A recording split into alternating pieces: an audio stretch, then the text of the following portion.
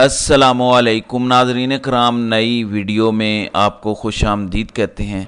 بہاول نگر میں جو کچھ ہوا اس پر مریم نواز یا مسلم لیگ نون مکمل طور پر خاموش ہے، جیسے انہیں سانپ سونگھ گیا ہو۔ بہت سارے لوگ کہتے ہیں کہ 3 لوگ کبھی اس سانے پر گفتگو نہیں کریں گے، ایک شہباز شریف، دوسرا محسن نقوی اور تیسری مریم نواز۔ ان لوگوں کی اصل اوقات کیا ہے وہ جیو نیوز کی ایک اپنی خبر سے ملاحظہ کر لیں۔ جیو کہتا ہے کہ سرگودا میں کتوں اور سور کی لڑائی کا مریم اورنگزیب نے نوٹس لے لیا، یعنی اب سرگودا میں جانوروں کی لڑائی کا نوٹس تو لے رہے ہیں، لیکن جو اصل معاملات ہیں اس پر یہ مکمل اندھے ہوئے پڑے ہیں، ان کی زبانیں گونگ ہیں، کوئی اس پر بات کرنے کو تیار نہیں ہے۔ پھر جیو نیوز نے رات 12 بجے خبر لگائی کہ فوجی وردی پہنے کچھ افراد کا تھانے میں اہلکاروں پر شدید تشدد۔ فوجی وردی پہنے مطلب یہ کہنا چاہتے ہیں کہ کوئی عام لوگ تھے جنہوں نے فوجی وردی پہن لی تھی اور وہ تھانے میں گھس گئے اور انہوں نے تھانے میں اہلکاروں پر شدید تشدد کیا۔ سبحان اللہ، کیا کہنے اس میڈیا کے۔ آج سوشل میڈیا اور ٹی وی پر باقاعدہ مہم چلائی جا رہی ہے جس میں اب شہریوں کی رائے بھی شامل کی گئی ہے، جس میں انہوں نے کہا کہ دیکھیں پولیس اور فوج کے درمیان معمولی سا واقعہ ہوا، جبکہ سوشل میڈیا نے نہ صرف اس کو غلط رنگ دیا بلکہ سیاق و سباق سے ہٹا کے پیش کیا۔ پھر ایک ٹویٹر ہینڈل ہے اشفاق حسن کے نام سے، وہ لکھتے ہیں کہ دشمن عناصر اس وقت سوشل میڈیا پہ ایکٹیو ہو چکے ہیں، بس ان کو بہانہ چاہیے ہوتا ہے آرمی کے خلاف پروپیگنڈا کرنے کا۔ جو اس وقت بتایا اور دکھایا جا رہا ہے اس میں 0% بھی سچائی نہیں ہے۔ پنجاب پولیس کے منہ کو خون لگ چکا ہے، وہ کسی کی عزت، چادر اور چار دیواری کی پرواہ نہیں کرتے۔ اداروں کو متنازع بنانے کے لیے اصل حقائق کو چھپا کر فیک چیزیں پھیلائی جا رہی ہیں۔ پاکستان آرمی دنیا کی بہترین پروفیشنل آرمی ہے، اگر انہوں نے یہ اقدام اٹھایا ہے تو ضرور کچھ نہ کچھ وجہ ہوگی۔ یہ ہے سب سے دلچسپ جملہ، اگر انہوں نے قدم اٹھایا تو ضرور اس کی کوئی نہ کوئی وجہ ہوگی۔ وہ وجہ یہ قوم نہیں جان سکتی۔ پچھلے 75-76 برسوں میں ہماری قوم اس ذہنی بلوغت پر نہیں پہنچی کہ وہ یہ سب سمجھ سکیں، کیونکہ سمجھ نہیں آئے گی، یہ ہماری سمجھ سے باہر کی باتیں ہیں، اس لیے قوم کو یہ بتانا ضروری نہیں ہے۔ پھر ایک اور بات، چادر اور چار دیواری کا تقدس پامال صرف اس دن ہوا ہے، یعنی پنجاب پولیس جب عوام الناس کے گھروں میں گھسی، انہوں نے خواتین کے گریبان پھاڑے، عثمان ڈار کی والدہ نے کیا کہا تھا؟ تب تو یہ سب جائز تھا، تب تو ان ترم خانوں کو یہ چادر چار دیواری کا تقدس یاد نہیں آیا۔ آج اپنے گریبان پر ہاتھ پڑا تو چیخیں نکل گئی ہیں۔ اس کا مطلب تو یہ ہوا کہ اس کے بعد پولیس اگر کسی عام شہری کے گھر جائے، غلط چھاپے مارے تو آپ تھانوں میں آ جائیں، ایس ایچ او کو گریبان سے پکڑیں، پھینٹا لگائیں، اس پر بھاری بوٹ رکھیں اور اس کو سبق سکھائیں۔ پھر میں نے پچھلی ویڈیو میں ایک ویڈیو چلانے والے، ایک وردی جلانے والے اہلکار کا بیان آپ کے سامنے رکھا تھا۔ اب محمد عمیر جرنلسٹ ہیں، انہوں نے اس حوالے سے لکھا ہے کہ استعفیٰ دینے والے اہلکار فیصل کے خلاف وردی جلانے کا مقدمہ درج ہو سکتا ہے۔ ایک چیز کنفرم ہو گئی ہے کہ وہ واقعی ایلیٹ فورس کا اہلکار ہے، یعنی اس کا تعلق پولیس سے ہے، اس نے پولیس کی وردی جلائی ہے، تو اس حوالے سے اس پر ایکشن ہو سکتا ہے۔ اس پر سب سے دلچسپ تبصرہ عمران ریاض کا تھا۔ انہوں نے کہا کہ ثانیہ بہاول نگر کے بعد تحریک انصاف کے کارکنوں پر کریک ڈاؤن متوقع ہے، یعنی یہ نہیں کہ واقعہ غلط ہوا یا صحیح ہوا۔ آج کل طریقہ کار یہی ہے کہ ہر چیز پر کہہ دو کہ اداروں پر تنقید ہو رہی ہے، او بھائی انکار کرو کہ نہیں ہوا واقعہ، انکار کر دو کہ جو لوگ آئے ان کا تعلق کسی ادارے سے نہیں تھا، ان کے خلاف کارروائی کی جائے، مقدمہ درج کیا جائے اور ان کو گرفتار کر لیا جائے۔ اگر آپ یہ بھی نہیں کر رہے، میں مان لیتا ہوں پولیس کا، میں بالکل دفاع نہیں کر رہا، پنجاب پولیس نے جو غنڈہ گردی پچھلے 2 سالوں میں کی ہے، جس طرح کے سینز ہمیں دیکھنے کو ملے، ایون لوگ کسی مشکل میں ہوں، کسی پریشانی میں ہوں، وہ اللہ تعالیٰ سے دعا کرتے ہیں کہ یا اللہ پنجاب پولیس سے واسطہ نہ پڑ جائے۔ تو اس قدر بد اعتمادی ان لوگوں پر ہے، ان کی زبان، ان کا لہجہ، ان لوگوں کا رویہ اس قدر گھٹیا ہے کہ لوگ ان سے پناہ مانگتے ہیں۔ ان کے دلوں میں کوئی خوف نہیں ہے، بدتمیزی کے ساتھ بات کرتے ہیں، نہ چھوٹے کی تمیز نہ بڑے کا احترام، بالکل بھی پروفیشنل فورس کے طور پر ہم نے انہیں کبھی نہیں دیکھا، وہ بات نہیں ہے۔ لیکن جب انہوں نے یہ چھاپے مارے تحریک انصاف کے گھروں میں تو کیا تب یہ ٹھیک تھا؟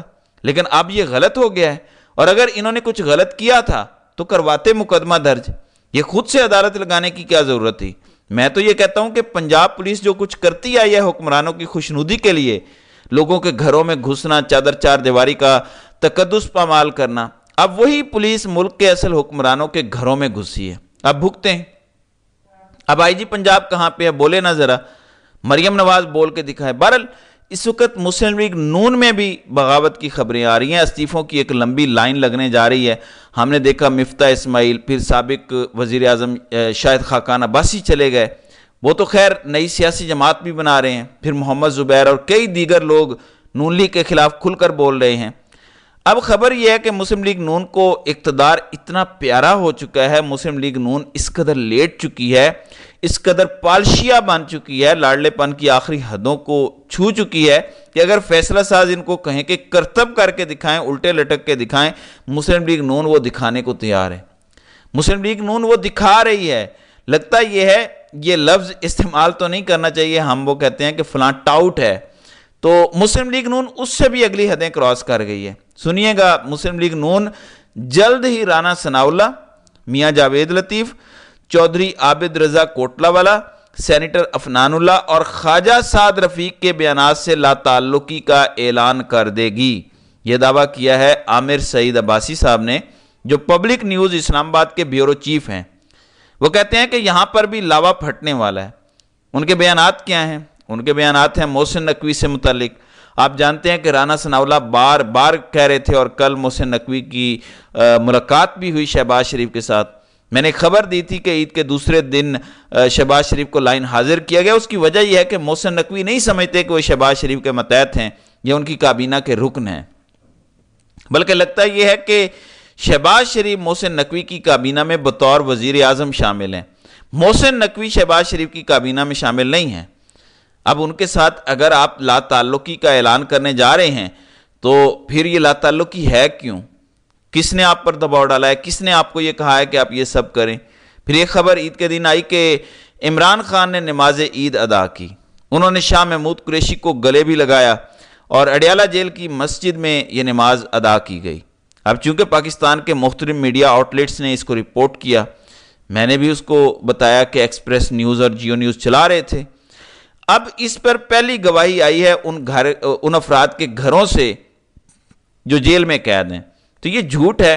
ایون صدر عارف علوی نے بھی کل ٹویٹ کیا تھا کہ نماز پڑھنے کی ان کو اجازت دے دی گئی ہے، اس لیے ہم بھی یہی سمجھ رہے تھے۔ اب مہر بانو قریشی جو صاحبزادی ہیں شاہ محمود قریشی کی، انہوں نے گزشتہ روز اپنے والد سے ملاقات کی اور انہوں نے کہا کہ میں پاکستان کی عوام کو یہ بتانا چاہتی ہوں کہ عمران خان اور میرے والد شاہ محمود قریشی کو عید کی نماز ادا کرنے کی اجازت نہیں دی گئی۔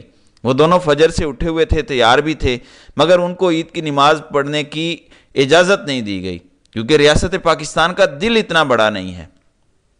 اب سوال صرف اتنا سا ہے، میں یہ کوٹ نہیں کرنا چاہتا کہ عید والے دن کہاں کہاں پہ کن کن لوگوں کو دنیا میں عید کی نماز جو ہے وہ ادا کرنے نہیں دی گئی۔ پاکستان تو لا الہ الا اللہ محمد الرسول اللہ کے نام پر بننے والا ملک ہے، ہم تو اسلام کی تجربہ گاہ ہیں، ہم تو کہتے ہیں کہ ہم اسلام کا قلعہ ہیں، اور ہم تو کہتے ہیں کہ دنیا میں واحد ریاست جو اسلام کے نام پر بنی وہ ہم ہیں۔